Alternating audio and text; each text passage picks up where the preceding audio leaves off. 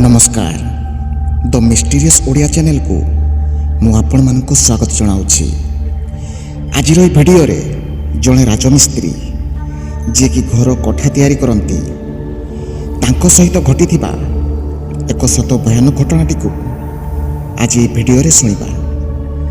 भिडियोटी आरंभ करने पूर्व आपण मानक छोट अनुरोध, यदि आपण माने मो भिडियो को एंजॉय करूछंती किंबा आपणक भितरे टिकिए हेले हलचल सृष्टि होउछि ताहले तो मिस्टीरियस ओडिया चैनल को प्लीज लाइक एंड सब्सक्राइब करंतु एवं आपणकर मनोरंजन पाई मो एमिति इंटरेस्टिंग भयानक स्टोरी प्रतिदिन नहीं आसबी।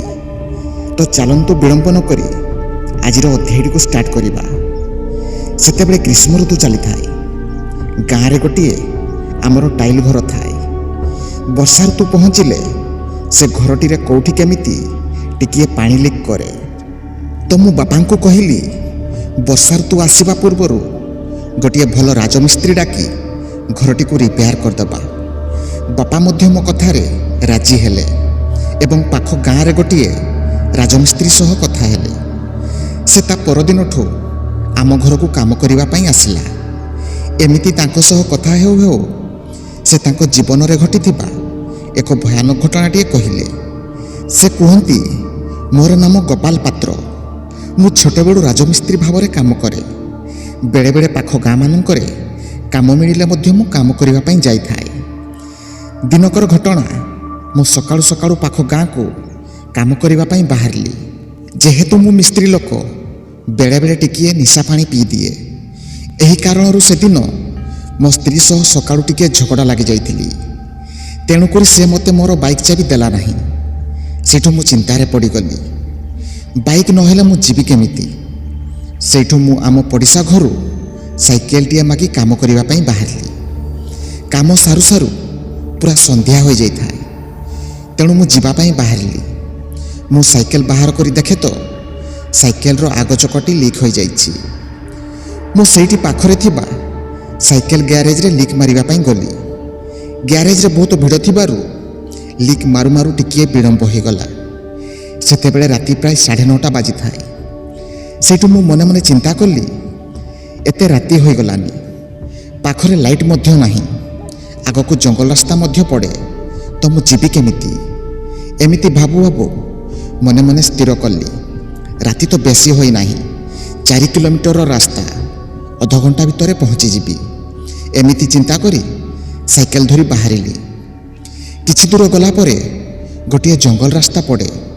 पाखापाखि 2 किलोमीटर जंगल रास्ता। अंधार रे किछि दिसु न थाए, खाली जन्हुआ लुओरे मु आगको बढ़ी चली थाए। जंगलर ठीक मझा मझिरे देखिली गोटे स्त्री लोक रास्ता धार रे चली चली जाउछि। मु ताकू अतिक्रम करी किछि दूर को चली गली। भाबिली किए गोटे होइथिबो, कुआडे जाउछि बोधे। एमिति किछि दूर गला परे मते जमारू ठीक लागिला नहीं। भाबिली झियो पिलाटा एका आछि, राति मध्य अनेक हो गलानी।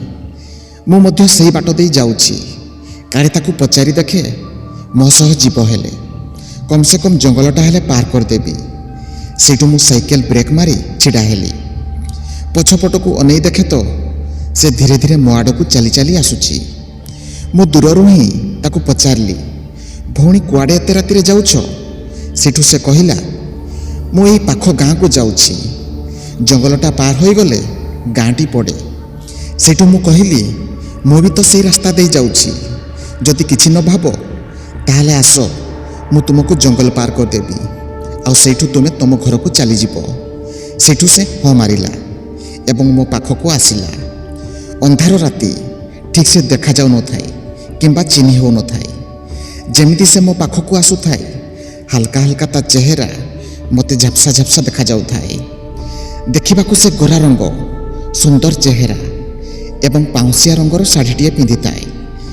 से मो पाखरे पहुँचिला एवं टिकिए हसी देई कहिला, भल हैला बाबू, मु तुमको पाईगली, नहले ई सुनसान जंगल रे झियो पिलाटा मु एकुटिया केमिति जाई थांती। ता कथा सुनी मु कहली हो ठीक अछि, आमे गलाबळे बाटरे कथा हेई जिबा, किंतु एई जंगल रास्ताटी चलो शीघ्र पार हो जावा। तापरे मु मो साइकल रो सीट रे बसिली ଏବଂ ମୁଁ ତାକୁ ମଧ୍ୟ ବସିବା ପାଇଁ କହିଲି। ହଠାତ୍ ଏତିକି ବେଳେ ମୋର ନଜର ତା କେମିତି ଗୋଡ଼ ଉପରକୁ ପଡ଼ିଲା। ମୁଁ ତା ଗୋଡ଼ ଦେଖି ପୁରା ଆଶ୍ଚର୍ଯ୍ୟ ହୋଇଗଲି। ଦେଖିଲି ତାର ଗୋଡ଼ ଭୂଇଁରେ ଜମାରୁ ଲାଗୁନାହିଁ। ସତେ ଯେମିତି ଭୂଇଁରୁ ଏକ ଚାଖଣ୍ଡ ପବନ ଉପରେ ଛିଡ଼ା ହୋଇଛି। ଏହା ଦେଖି ମୋର ଦେହ ପୁରା ଶୀତେଇ ଗଲା। ମୁଁ ଭିତରେ ଭିତରେ ପୁରା ଥରିବାକୁ ଲାଗିଲି। କିନ୍ତୁ କ'ଣ କରିବି? ସେଇଠୁ ମୁଁ ଜାଣିପାରିଲି ଯେ ଏଇଟା ମଣିଷ ନୁହେଁ, ଏଇଟା ଗୋଟିଏ ପ୍ରେତାତ୍ମା। ସେଇଠୁ ମୁଁ ମନେ ମନେ ଚିନ୍ତା କଲି, ମୁଁ ଯଦି ଏଇଠି ଡରିଯିବି ତାହେଲେ ସେ ମୋତେ ମାରି ଦେଇପାରେ। ସେଇଠୁ ମୁଁ ତା ସହ କିଛି ନ ଜାଣିଲା ଭଳି ବ୍ୟବହାର କଲି। ତାପରେ ସେ ମୋ ପଛରେ ବସିଲା ଏବଂ ମୁଁ ସାଇକେଲ ଧୀରେ ଧୀରେ ଚଲେଇଲି। ସେ ଯାହା ବି କହୁଥାଏ ମୁଁ ତା ସବୁ କଥାରେ ହଁ ମାରୁଥାଏ। ଭିତରେ ଭିତରେ ମୋର ପାଣି ଫାଟି ଯାଉଥାଏ। ମୁଁ ମନେ ମନେ ହନୁମାନ ଚାଳିଶା ବୋଲୁଥାଏ ଏବଂ ଆଗକୁ ବଢ଼ି ବଢ଼ି ଚାଲିଥାଏ। ଧୀରେ ଧୀରେ ଜଙ୍ଗଲଟା ଶେଷ ହେଇ ଆସୁଥାଏ। ମୋର ତଣ୍ଟି ପୁରା ଶୁଖି ଯାଉଥାଏ। ଯେମିତି ଜଙ୍ଗଲଟା ଶେଷ ହୋଇଗଲା ମୁଁ ଭାବିଲି ତାକୁ ଏବେ ଓହ୍ଲାଇବା ପାଇଁ କୁହେ। ସେଇଠୁ ମୁଁ ତାକୁ କହିଲି, ଭଉଣୀ, ଜଙ୍ଗଲ ଶେଷ ହୋଇଗଲା, ଏବେ ତୁମେ ଓହ୍ଲାଇ ଯାଅ ଏବଂ ତୁମେ ତୁମ ଘରକୁ ଚାଲିଯାଅ। ମୁଁ ମଧ୍ୟ ମୋ ଘରକୁ ଯିବି। ଏମିତି 2-3 ଥର କହିଲା ପରେ ବି ସେ ତା ଆଡ଼ୁ ଜମା କିଛି ଉତ୍ତର ଦେଉନଥାଏ। ମୁଁ ଭିତରେ ଭିତରେ ପୁରା ଭୟରେ ଥରୁଥାଏ। ମୁଁ ମନେ ମନେ ଭାବୁଥାଏ ସେ ମୋତେ ଆଜି ଜମାରୁ ଛାଡ଼ିବନି। ମୁଁ ଟିକିଏ ସାହସ କରି ପଛକୁ ଚାହିଁ ଦେଖିଲି। ପଛକୁ ଚାହିଁ ଦେଖେ ତ ସେ ଆଉ ମୋ ପଛରେ ନାହିଁ।